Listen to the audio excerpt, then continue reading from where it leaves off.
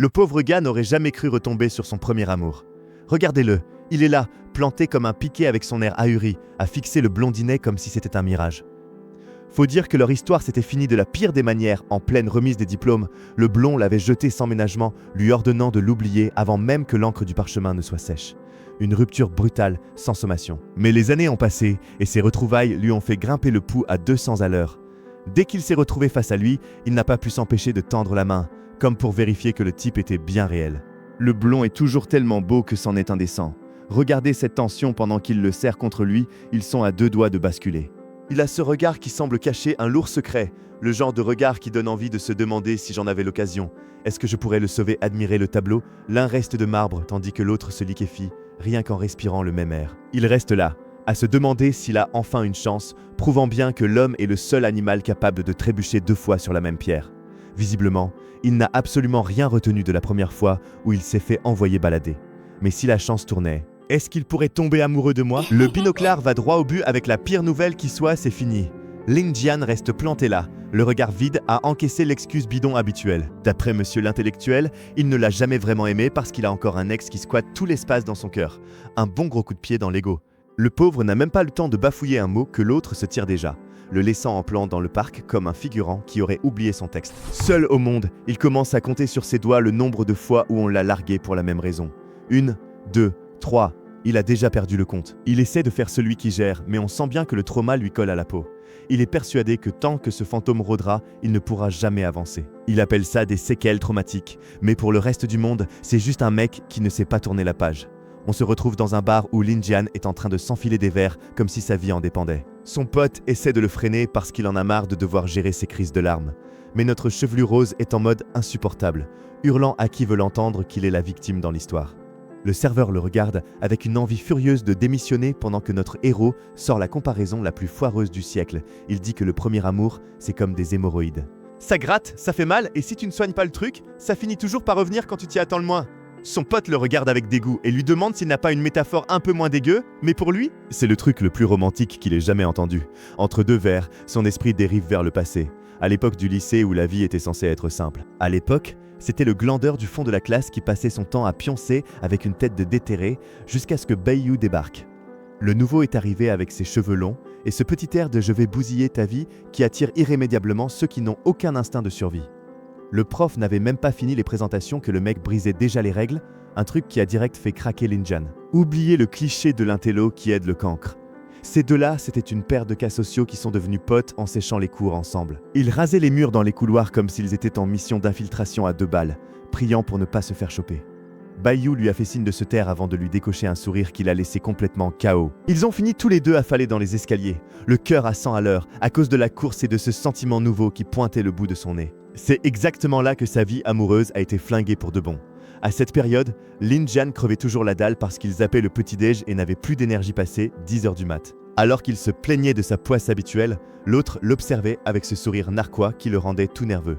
Mais le gars n'était pas venu les mains vides, il a soulevé son t-shirt, exhibant des abdos qu'on n'obtient clairement pas en révisant ses maths, et a sorti une boule de riz qu'il gardait contre sa peau pour qu'elle reste bien chaude. C'est un peu dégueu, on va pas se mentir, mais Lin Jian était presque ému par le geste, enfin, jusqu'à ce qu'il sente que la bouffe avait un léger parfum de vestiaire. Là, sa dignité a repris le dessus. Il l'a rembarré direct, même si Baiyou s'est bien marré à le voir galérer. Cette proximité n'avait rien de normal. Ils passaient des heures en classe à échanger des regards et des silences. Et Lin Jian était persuadé que c'était réciproque, ils voyaient déjà leur futur chien. Il sentait qu'ils étaient à 2 doigts de passer à l'étape supérieure. Puis est arrivé le jour de la remise des diplômes, ce moment où on est enfin censé être libre de ses choix. Notre héros a fini par arrêter de tourner autour du pot. Il l'a confronté et lui a avoué qu'il voulait faire sa vie avec lui. Il a même osé lui prendre la main, espérant enfin un oui. Mais Baiyou lui a lâché la main, a tourné les talons et s'est éloigné dans le couloir sans dire un mot. Il l'a laissé là, avec sa déclaration en suspens et un vide qui ne se refermerait pas de sitôt. Retour au bar.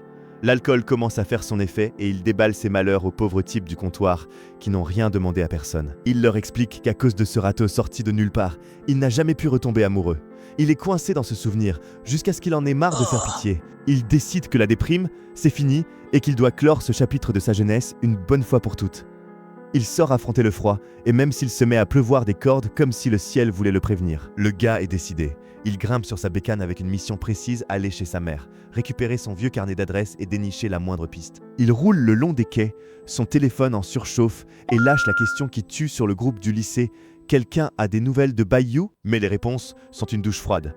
L'un dit que le nom lui dit vaguement quelque chose, l'autre demande s'il était vraiment dans leur classe. Son ancien pote a été rayé de la carte, personne ne l'a dans ses contacts. C'est comme s'il n'avait jamais existé. Pour Lin Jian, ce mépris fait plus mal que le vent glacé qui lui fouette le visage. Il arrête sa moto devant une place qui a tellement changé qu'il ne la reconnaît plus. Il lui suffit de fermer les yeux une seconde pour que le passé le percute de plein fouet. Ils étaient là tous les deux, à nouveau. Bayou, avec cette assurance de mec qui se sait au centre du monde, l'entraînait vers un vieil arbre tout creux. Lin Jian ne pigeait pas pourquoi il l'avait emmené là pour mater du bois pourri. Mais l'autre, avec son petit sourire de celui qui a déjà gagné la partie, lui disait de regarder à l'intérieur.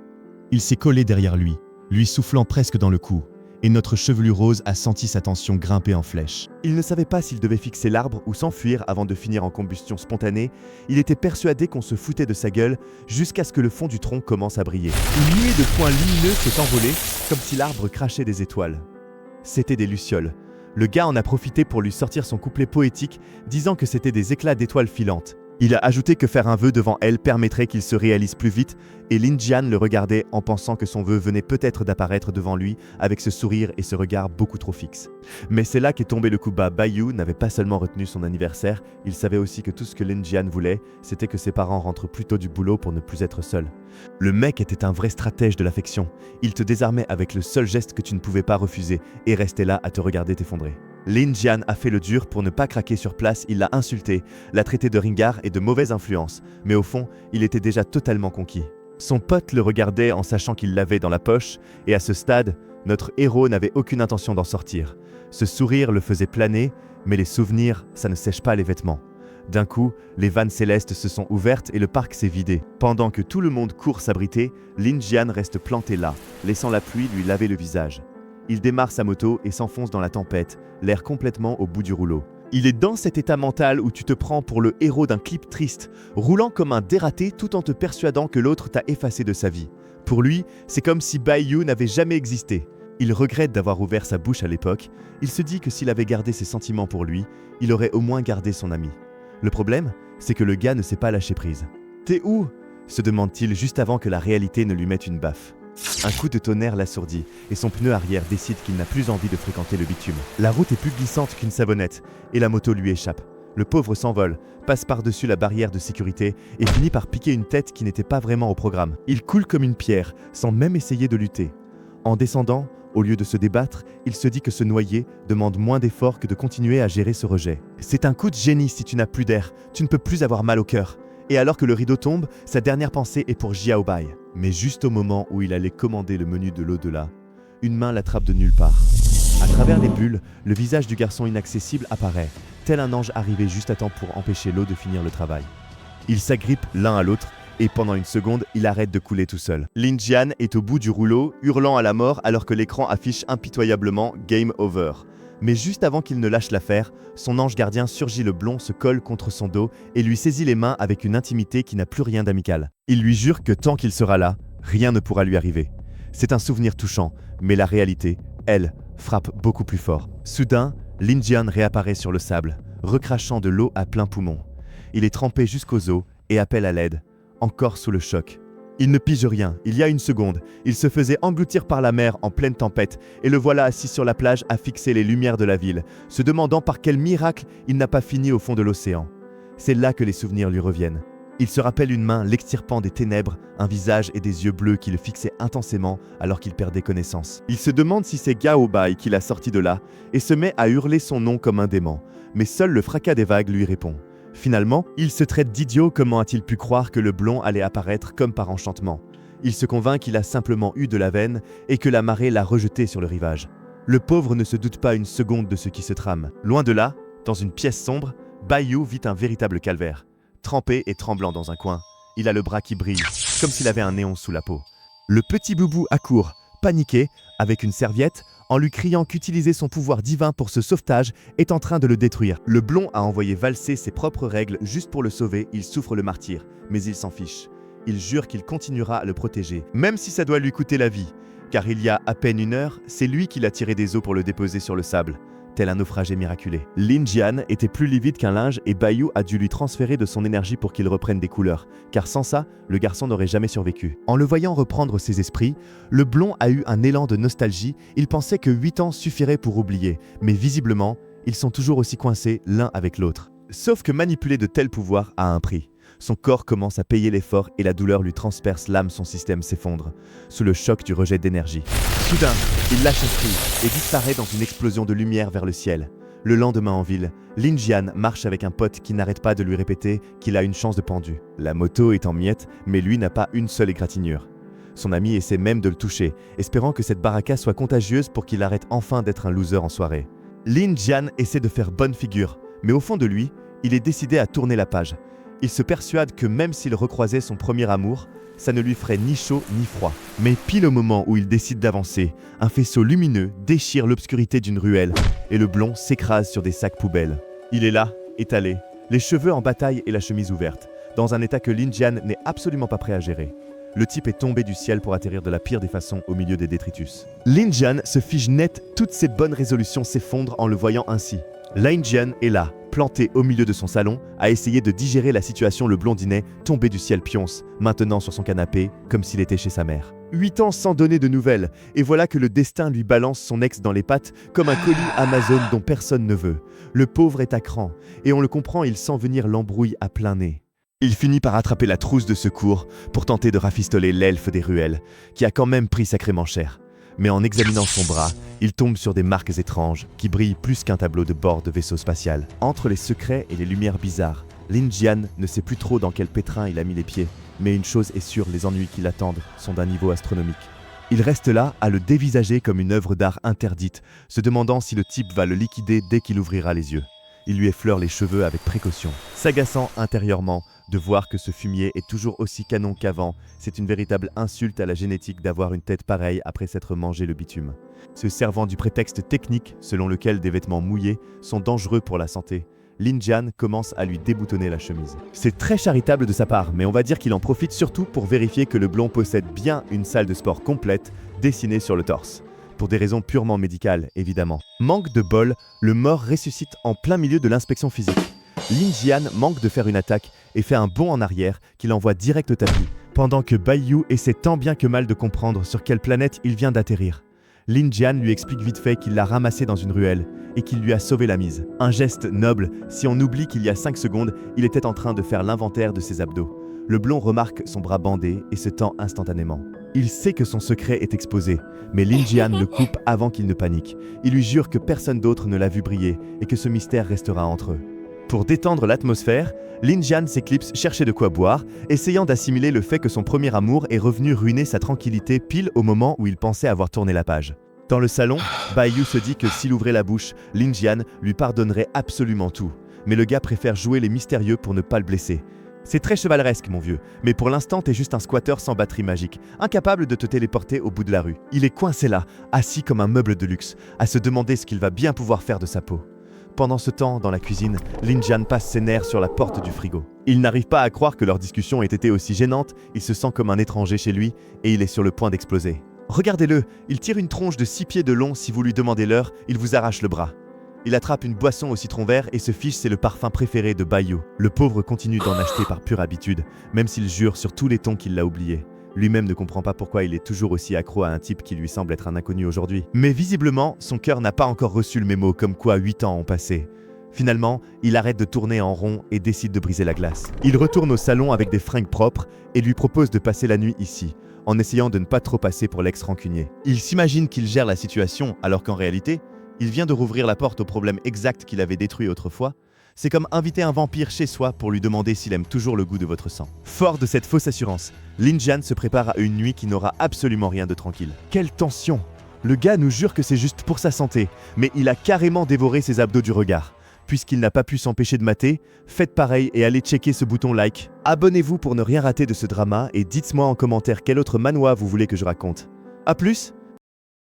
Lin Jian brise la glace en balançant une bouteille à son invité.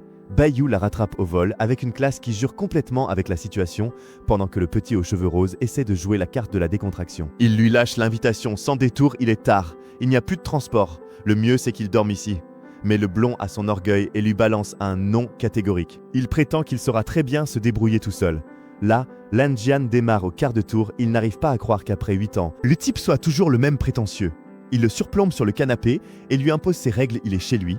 Et ici, on fait ce qu'il dit. Ils se retrouvent nez à nez, si près qu'ils pourraient compter leurs cils, dans un de ces silences où l'on ne sait pas si ça va finir en baston ou en demande de numéro. Lin Jian le fixe et sent que Bai Yu n'a pas changé d'un iota, il veut toujours décider pour les autres, alors qu'il n'a même pas un toit où crécher. Pour détendre l'atmosphère, le rosé lui dit de boire son coup rapidement avant que ça ne se réchauffe. Bai Yu tique un peu parce que la bouteille est encore toute givrée, et pour couronner le tout, c'est au citron vert, le parfum qu'il a en horreur. À peine le blond tente-t-il de l'ouvrir que le liquide jaillit et le trempe de la tête aux pieds. Lin Jian savoure sa bêtise, il y a des gens qui mûrissent avec le temps et d'autres, comme lui, qui deviennent juste des professionnels dans l'art d'être une plaie. Une blague de collégien qui tombe au pire moment, mais qui a le mérite de faire redescendre son invité d'un cran. Le blond s'essuie le visage avec une patience d'ange, sidéré que ce garçon soit resté bloqué dans cette mentalité. Mais quand il essaie de lui rendre l'appareil avec une petite bousculade, Lin Jian se plie en deux de douleur en se tenant le bras. L'ambiance change du tout au tout en une seconde. Bai Yu s'en veut à mort. Il ne savait pas que ce bras-là était aussi amoché. Lan Jian tente de donner le change en disant que c'est le coup de sa chute, mais le blond n'est pas dupe. Il se rappelle très bien du jour où il l'a trouvé affalé dans une ruelle crasseuse, au milieu des ordures, avec des blessures étranges qui brillaient d'une lueur surnaturelle. Il se demande ce que Lin Jian a bien pu fabriquer toutes ces années et ce qu'il cache derrière sa façade de mec normal. Mais le rosé décide que ce n'est pas le moment de passer aux aveux. Il lui prend la main et lui fait comprendre que pour l'instant, la priorité est de le soigner. Il ne va pas le forcer à vider son sac s'il n'est pas prêt, mais tant qu'il aura besoin de lui, il le protégera. Il lui dit ça avec une assurance totale, se persuadant lui-même que quoi qu'il arrive, ses sentiments pour lui ne bougeront pas d'un millimètre. Il reste ainsi un moment, figé, main dans la main comme si le monde s'était mis sur pause, jusqu'à ce que l'invité lâche prise avec un calme déconcertant, le fixant avec ce visage impassible qui semble être sa marque de fabrique. Lin Jian ne tient plus sous la pression et se lève d'un bond. Il sort une excuse bidon pour aller aux toilettes, ayant besoin de s'éclipser avant que son cœur n'explose. Un peu plus tard, le rosé tente de faire redescendre la pression sur le balcon. Il se voit comme un mec d'expérience, mais face au blond, il redevient ce gamin face à son premier amour. Il trouve ça injuste que quelqu'un ait autant de pouvoir sur ses émotions. C'est frustrant de voir à quel point il se fait mener par le bout du nez. Soudain, une chemise glisse et tombe. Il la rattrape, et au lieu de la raccrocher, il plonge son visage dans le tissu pour respirer ce parfum qui le désarme complètement. Au bout du compte, l'avoir près de lui est la meilleure chose qui lui soit arrivée, même si pour l'instant, ça le met dans tous ses états. Pendant ce temps, le blond est dans sa bulle, en train de se sécher après sa douche. Il s'arrête un instant, ferme les yeux et prend une grande inspiration. C'est évident que le sentiment est partagé, il a beau jouer les distants et les froids. L'odeur du garçon est la seule chose qui lui fait baisser la garde et le fait se sentir, enfin, chez lui. Lin Jian a essayé de jouer les hôtes parfaits en cédant sa propre chambre au blondinet, lui jurant que tout était nickel. Manque de peau, l'invité n'avait visiblement aucune intention de tester le confort des draps. Il l'a remballé avec un hoquet glacial avant de lui claquer la porte au nez. Le pauvre gars est resté planté là, à se demander comment un dieu pouvait être assez mal élevé pour ne même pas lâcher un merci. De l'autre côté de la porte, Bai Yu retire ses bandages. C'est flagrant, ses propres pouvoirs sont en train de le consumer. Ces marques lumineuses prouvent que son corps ne supporte plus un tel afflux d'énergie et commence à tomber en lambeaux. Il se sent pathétique pour un dieu, toute sa belle résolution de rester à distance s'est envolée dès qu'il a posé les yeux sur Lin Jian. Mais sa décision est prise. Et comme c'est lui qui commande, il refuse de laisser son corps ou le destin décider à sa place. Pendant ce temps, dans le salon, il est 4h30 du matin et Lin Jian est en train de perdre son combat contre l'insomnie. Il a lancé une partie d'échecs sur son téléphone en espérant que l'ennui finirait par l'assommer, mais le plan a foiré complet et son cerveau tourne maintenant à plein régime. Il n'arrive pas à s'enlever de la tête que Bai Yu ne lui a pas décroché le moindre sourire depuis son arrivée. Saoulé de tourner en rond sur le canapé, il finit par se lever sans un bruit et s'approche de la chambre pour vérifier si, au moins, son invité arrive à fermer l'œil. Il entr'ouvre la porte avec une prudence infinie, mais on dirait bien que la poisse lui colle à la peau. Il glisse de nulle part et se vautre de la manière la plus humiliante qui soit à genoux devant lui, dans une position pour le moins équivoque. Le silence s'éternise et même le dessin se simplifie sous le choc. Bai Yu le surplombe avec une froideur glaciale et lui demande ce qu'il espère bien trouver là, à ses pieds. Lan Jian fait un bond en arrière comme s'il venait de prendre un coup de jus. Mort de honte, il sort l'excuse bidon du mec qui passait par là pour aller aux toilettes, mais ça se voit à des kilomètres qu'il improvise. Il finit par avouer que l'insomnie ne le lâche pas d'une semelle, mais c'est lui qui se prend une claque quand le blond admet qu'il est dans le même état. Alors que l'aube pointe le bout de son nez, Bai Yu décide que si la partie stagne, il faut sacrifier un pion pour débloquer le jeu. Une logique implacable, sauf que le pion n'a pas son mot à dire avant d'être envoyé à l'abattoir.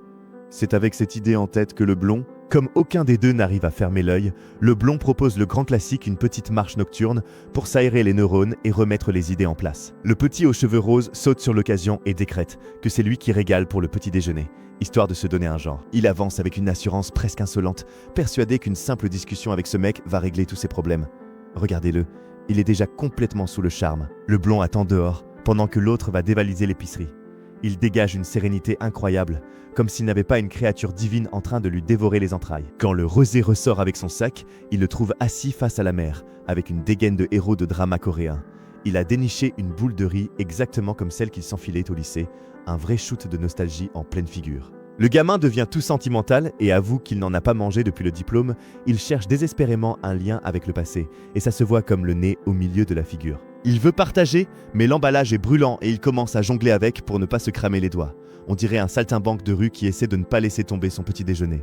Le blond, qui craque complètement devant tant de maladresse, lui décoche un sourire qui le laisse sur place. Il en rajoute une couche en le charriant sur ses mains fragiles, puis s'empare de la boule de riz pour la déballer lui-même dans un silence chargé. D'un coup, le rosé devient rouge comme une pivoine et lui propose une bouchée, le plus naturellement du monde, comme s'ils étaient mariés depuis 10 ans. Mais il panique aussitôt et, sous le coup du stress, finit par s'enfourner le riz tout seul dans la bouche. Il est tout ému de constater que le goût n'a pas changé d'un poil. C'est seulement là qu'il essaie d'en donner au blond avant de faire une crise de timidité en bafouillant que c'est peut-être sale à cause de sa salive. Un peu tard pour faire le délicat champion.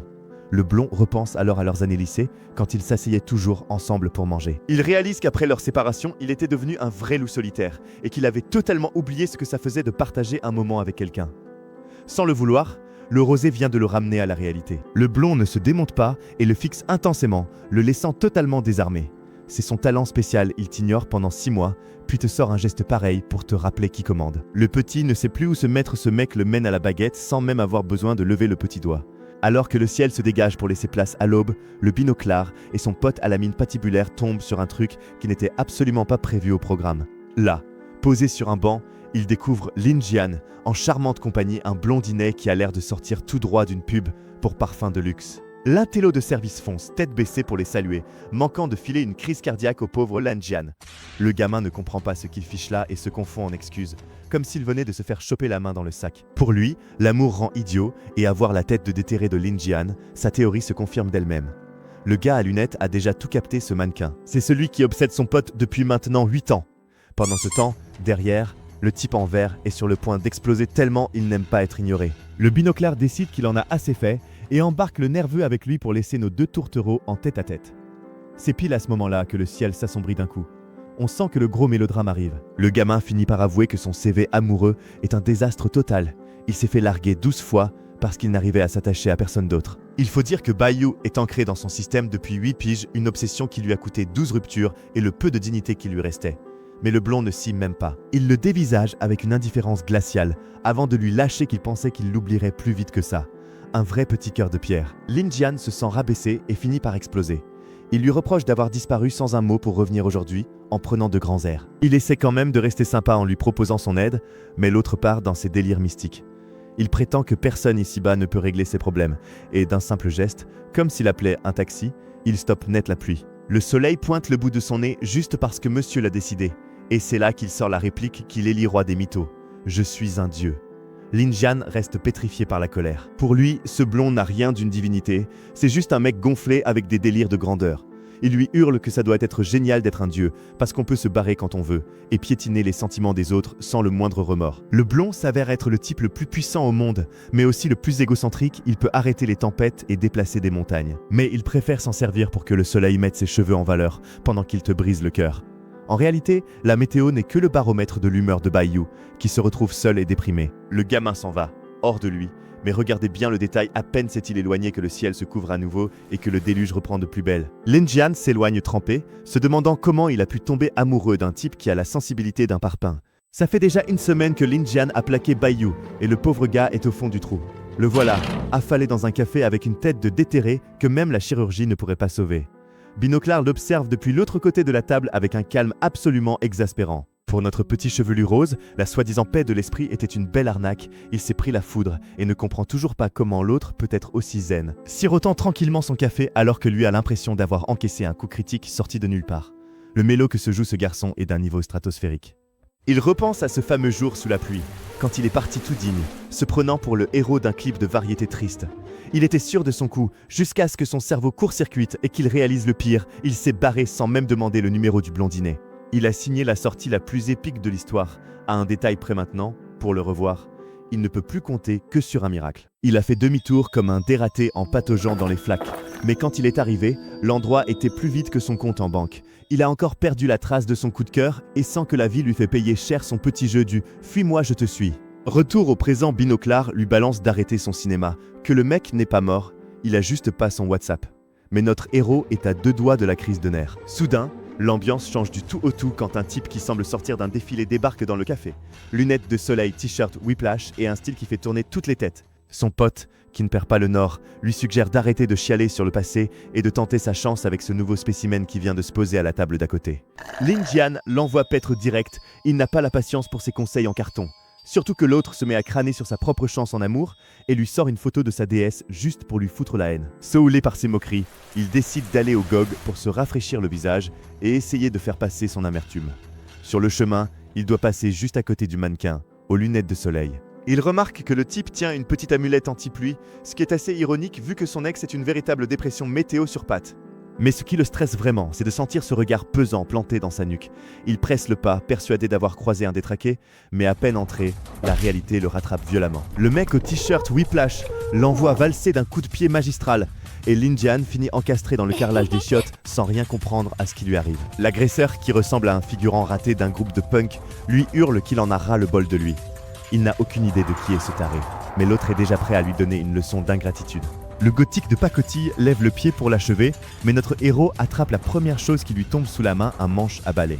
D'un swing digne d'un pro, il lui démolit le portrait, en voyant les lunettes voler pendant que l'intrus va goûter le marbre de près. Sans lui laisser le temps de respirer, le gamin lui saute dessus et le chope à la gorge pour lui faire comprendre qu'il n'est pas d'humeur à plaisanter. Il est tellement d'humeur serviable que si l'autre a tellement envie de crever, il se fera un plaisir de l'aider à remplir les formalités. L'agresseur, qui fait tout de suite moins le malin sans ses lunettes et avec son collier de chien, se met à brailler que Lin Jian n'y comprend rien. Il s'avère que le type se prend pour un garde du corps et prétend être le seul à vraiment veiller sur Bayou. Notre héros vient de se trouver un concurrent qui marque son territoire à coups de latte. Exactement ce qu'il lui fallait pour pimenter sa vie déjà bien merdique. C'est un truc de malade. On est passé d'un gros râteau à un home run magistral avec un simple manche à balai. Tout comme le héros a fait valser ses lunettes d'un coup de batte. Faites-moi valser ce bouton like avec la même énergie. Abonnez-vous pour ne pas rater le prochain round et dites-moi en commentaire quel manoir vous voulez que je raconte la prochaine fois. Allez, salut!